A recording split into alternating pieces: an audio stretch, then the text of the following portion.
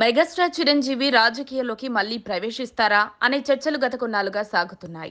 ఆయన తిరిగి రాజకీయాల్లోకి వస్తారని, లేకపోతే ఏపీలో తమ్ముడు పవన్ కళ్యాణ్ తో కలిసి జనసేనలో సక్రియంగా పనిచేస్తారని ఊహాగానాలు కొనసాగుతూనే ఉన్నాయి.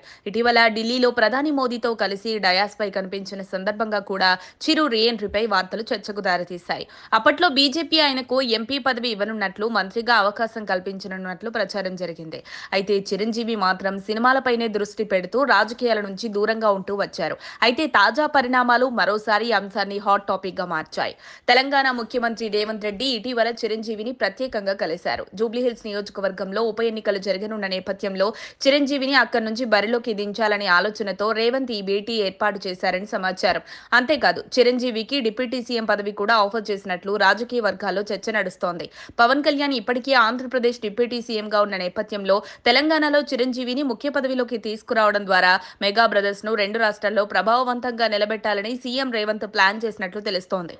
ఇప్పటికే చిరంజీవి కోడలు ఉపాసనను Telangana sports hub co chairman గా నియమించిన తెలంగాణ ప్రభుత్వం మెగా ఫ్యామిలీకి సానుభూతి చూపుతుందనే అభిప్రాయాలు వ్యక్తమవుతున్నాయి. ఈ నేపథ్యంలోనే చిరంజీవికి రాజకీయ ఆహ్వానం మరింత ప్రాధాన్యత పొందింది.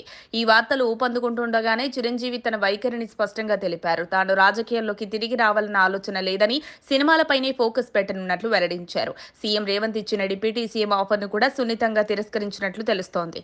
తాజాగా ఓ కార్యక్రమంలో పాల్గొన్న చిరంజీవి తనకు రాజకీయాలంటే పెద్దగా ఆసక్తి లేదని, అందులో మిత్రులు శత్రువులను లేరని స్పష్టం చేశారు.